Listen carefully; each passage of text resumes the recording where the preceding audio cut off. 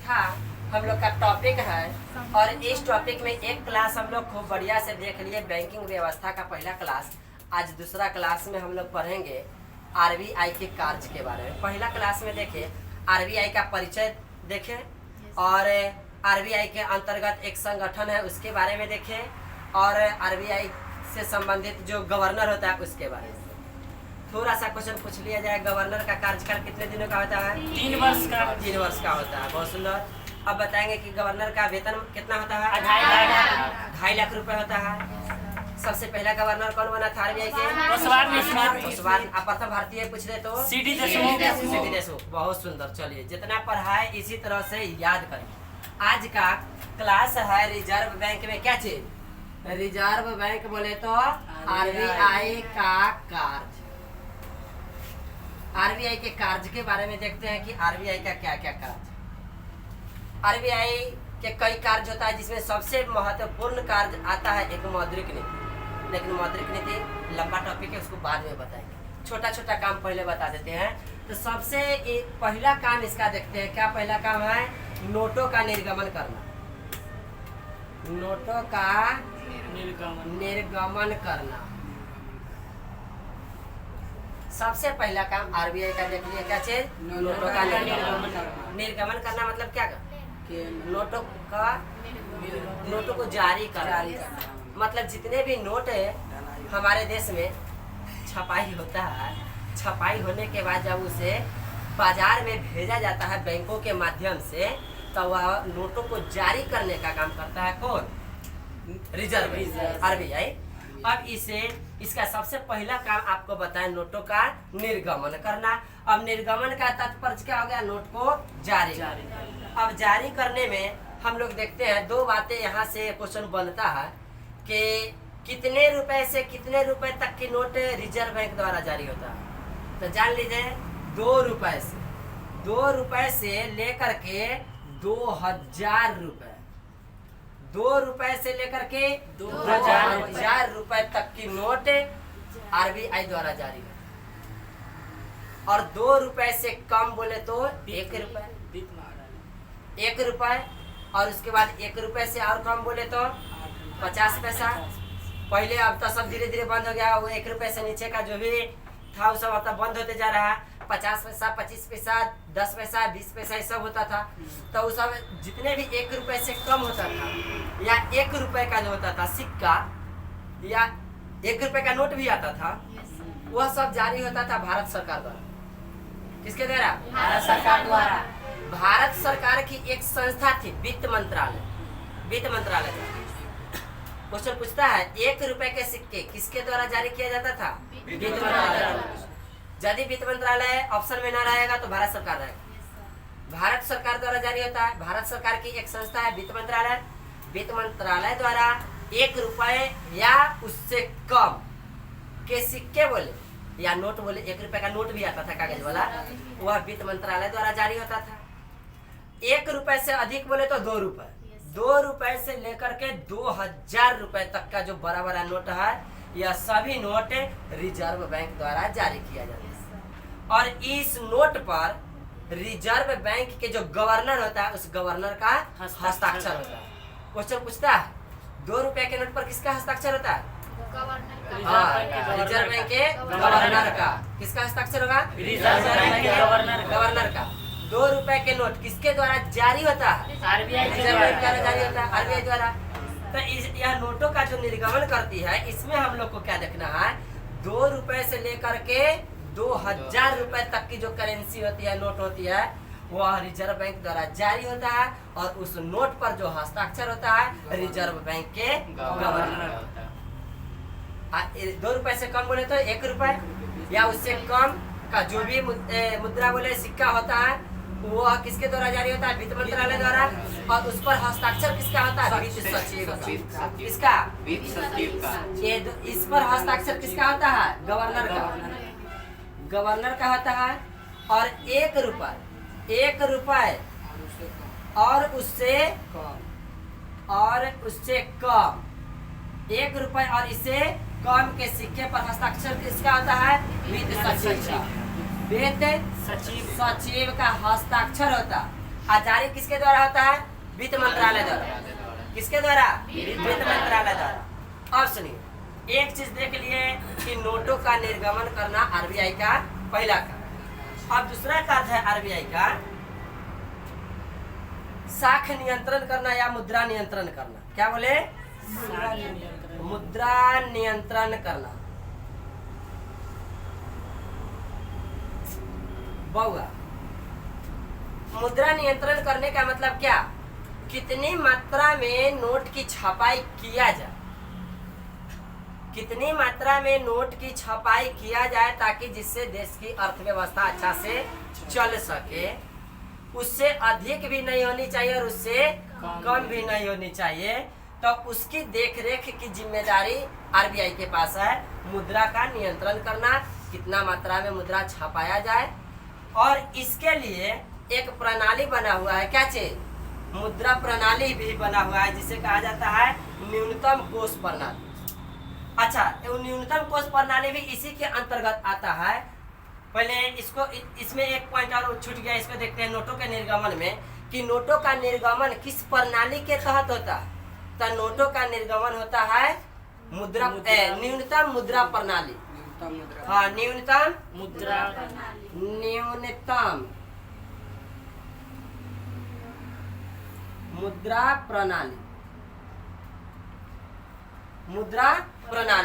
मुद्रा प्रणाली के तहत नोटों का निर्गमन होता है। अच्छा, इसे एक और बात कहा जाता है, न्यूनतम मुद्रा प्रणाली कहिए या न्यूनतम मुद्रा कोष कहिए। न्यूनतम मुद्रा कोष। क्वेश्चन बन जाएगा कि किस प्रणाली के तहत नोटों का निर्गमन होता है? न्यूनतम मुद्रा कोष या न्यूनतम मुद्रा प्रणाली। न्यूनतम मुद्रा प्रणाली कहिए या न्यूनतम मुद्रा कोष कहिए, इसी प्रणाली के तहत नोटों का निर्गमन होता है। अब थोड़ा सा इसमें देख लेते हैं न्यूनतम मुद्रा कोष में क्या होता है। अपने देश में, भारत में न्यूनतम मुद्रा कोष में बनाया गया है एक राशि, जो राशि है कितना? 2 करोड़ रुपए। 2 करोड़ रुपए न्यूनतम राशि बनाया गया है कि इससे कम यदि हो जाएगा ना, तब जाकर के फिर से नए नोट की छपाई होगा। नहीं तो 200 करोड़ तक एक बार में छपाई होता है, उससे देश की अर्थव्यवस्था चलता है। 200 करोड़, यहाँ पर लग रहा है 2 करोड़ ना, 200 करोड़ न्यूनतम मुद्रा राशि जो है, न्यूनतम मुद्रा कोष, इसमें कितनी राशि निर्धारित की गई है? कम से कम 200 करोड़। ठीक। अच्छा, इस 200 करोड़ रुपए जो निर्धारित की गई है, इसमें से 115 करोड़ किस पर है? इसके लिए एक गिरवी होता है बुआ। कभी कोई आदमी किसी से पैसा लेता है तो कोई अपना सामान गिरवी रखता है ना। कभी कोई व्यक्ति को कहा जाता है कि हम अपना समाज में होता है, देहात में ऐसा कि कुछ आभूषण रहता है जो गहना वगैरह कहते हैं, वो किसी के यहाँ गिरवी रख करके कुछ पैसा ले लेता है। मतलब जिसे हम लोग कहा क्या, गारंटी के तौर पर वहाँ पर रख दिया जाता है, गिरवी रख दिया जाता है। तो 115 करोड़ का स्वर्ण होता है, इसमें स्वर्ण गिरवी करके रखा जाता है, स्वर्ण होता है 115 करोड़। और उसके बाद बच गया 200 करोड़ में से कितना? 85 करोड़। उस 85 करोड़ में क्या होता है? फॉरेन मुद्रा होता है। क्या होता है? फॉरेन मुद्रा होता है।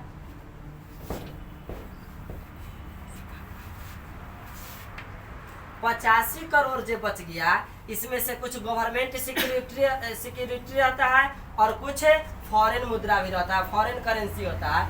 यह सब गिरवी के तौर पर रख करके और तब 200 करोड़ रुपए का नोट निर्गमन होता है। किसके तहत? न्यूनतम मुद्रा कोष के तहत। अच्छा, न्यूनतम मुद्रा कोष में कितनी मुद्रा की न्यूनतम रूप से कितनी मुद्रा तय किया गया? 200 करोड़। 200 करोड़ में गिरवी के तौर पर 115 करोड़ स्वर्ण होता है, आभूषण। और उसके बाद 85 करोड़ में क्या क्या होता है? गवर्नमेंट सिक्योरिटी और उसके बाद फॉरेन करेंसी में फॉरेन मुद्रा का मतलब क्या है? इसे भी कुछ रखा जाता है। फॉरेन मुद्रा भी भारत सरकार क्या करती है? नियंत्रित करके रखती है भारत सरकार। या कहे तो आरबीआई। आरबीआई के दूसरा काम हम बता रहे थे, दूसरा काम इसका बता रहे थे मुद्रा का क्या चीज, नियंत्रण करना। मुद्रा का नियंत्रण करना देख लिए इसके तहत। अच्छा, और इसका अगला काम होता है मुद्रा नियंत्रण, तो देख लिए इस तरह से मुद्रा का नियंत्रण करना। तीसरा काम इसका देखेंगे क्या चीज, मुद्रा का भंडारण करना। मुद्रा का भंडारण करना। अच्छा, मुद्रा का भंडारण में किस मुद्रा, कौन सी मुद्रा, विदेशी मुद्रा। विदेशी मुद्रा का भंडारण करना आरबीआई का काम है। विदेशी मुद्रा का भंडारण क्यों किया जाता है, काहेला? विदेशी मुद्रा जैसे हो गया अमेरिका हो गया, जापान हो गया, रूस हो गया, चाइना हो गया, तो उस सब में तो अलग अलग मुद्रा है ना। तब विदेशी मुद्रा इसलिए आरबीआई भंडारित करके रखती है कि जब भारत सरकार को विदेशों से कोई वस्तु खरीदना पड़ता है तो उसको उसी मुद्रा से खरीदा जाता है। इसीलिए विदेशी मुद्रा आरबीआई क्या करता है, भंडारित करके, एकत्रित करके, जमा करके रखती है। क्लियर हुआ? विदेशी मुद्रा का भंडारण करना, मुद्रा का नियंत्रण करना, मुद्रा का निर्गमन करना। एक नंबर में क्या बताया, मुद्रा निर्गमन करना। उसके बाद दूसरा नंबर में क्या बताया, मुद्रा नियंत्रण करना। तीसरा नंबर में क्या बताया, मुद्रा का भंडारण करना। उसके बाद चौथा नंबर में हम लोग देखते हैं बैंकों का संचालन करना। किसका, बैंकों का संचालन करना। अब देखिए, बैंकों का संचालन करना, आरबीआई को वह शक्ति प्रदान किया गया है केंद्रीय बैंक बना करके कि यह सभी बैंकों का देखरेख करे। जितनी भी निजी बैंक है, निजी बैंक में बोले तो किस किस बैंक का संचालन करेगा, जैसे हम सब कह दिए पीएनबी बोले था, Punjab national, SBI, state bank of India. हाँ, इसी तरह से और होता है क्या, यूको बैंक होता है ना। हाँ, यूको बैंक होता है, यूको बैंक होता है, एचडीएफसी होता है,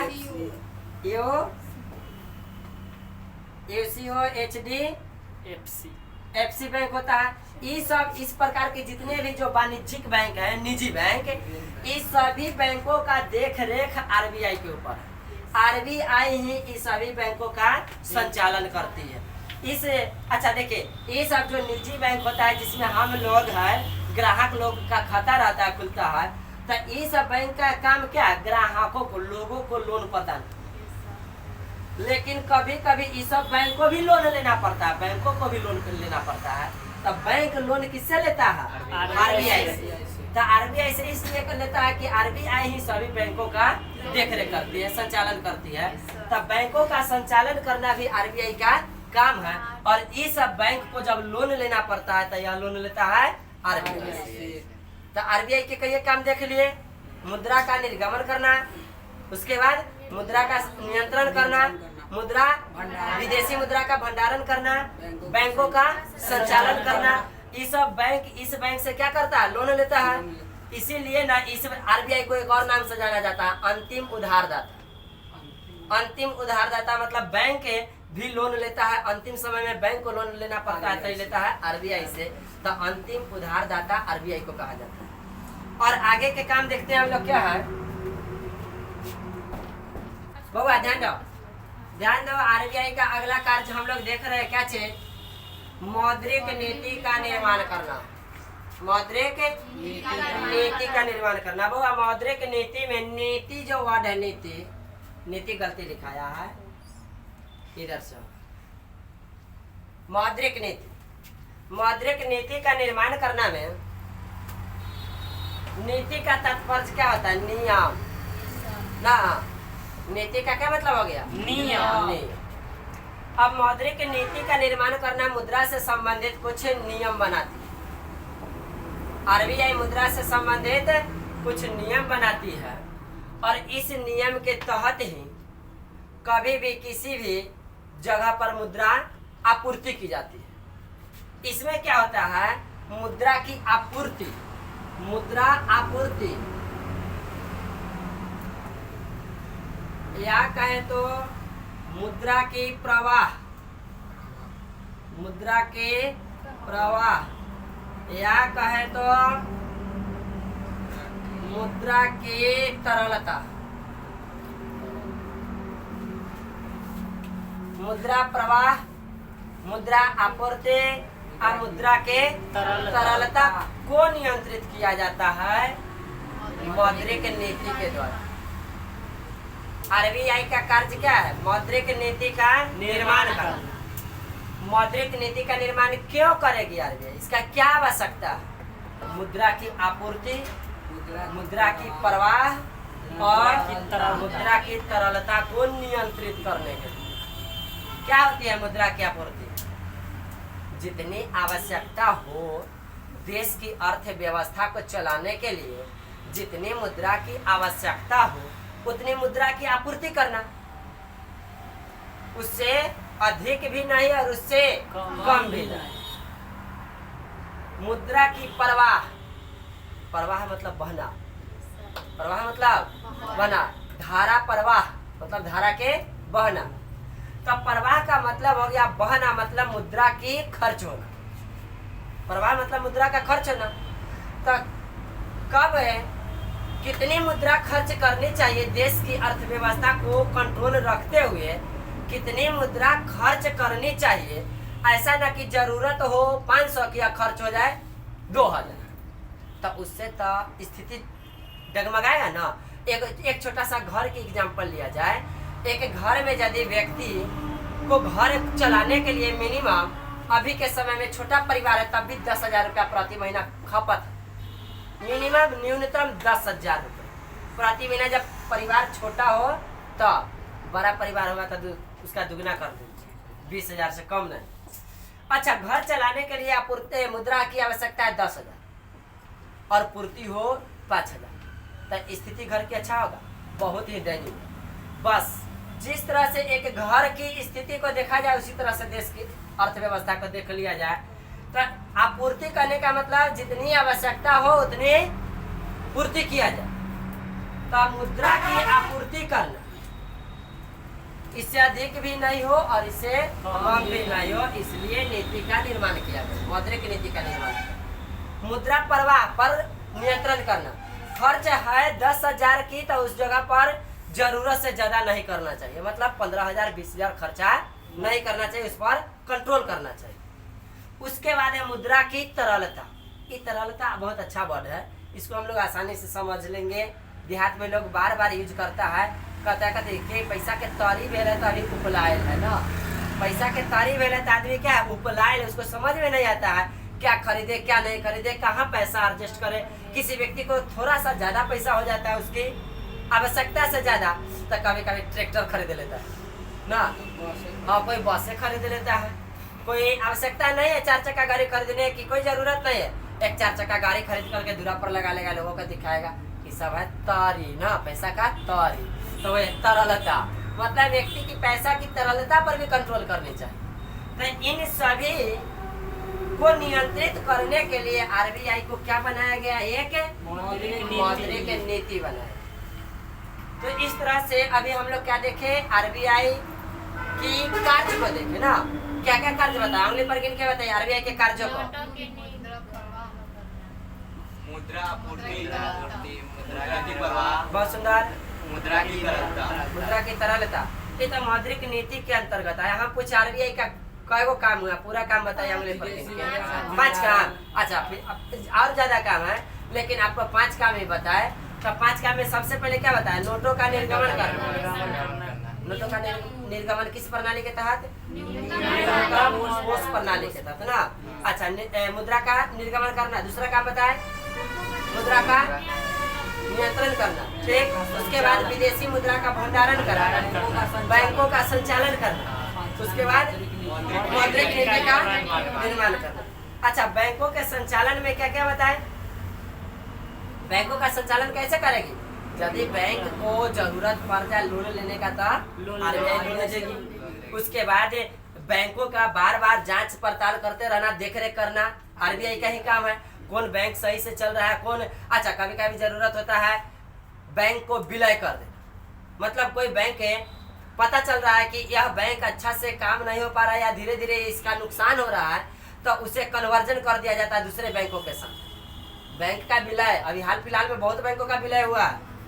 हम लोग का अभी इलाहाबाद बैंक जो था इंडियन बैंक में विलय हो गया, इस तरह से कई एक बैंकों का विलय हो गया, एक बैंकों का दूसरे बैंकों में विलय। विलय हो गया। तो यह सब काम कौन करता है? आरबीआई। आरबीआई का ही काम है बैंकों का विलय करना, बैंकों का संचालन करना, बैंकों का विलय करना, उसके बाद मौद्रिक नीति का निर्माण करना। अभी तक में हम लोग देखे क्या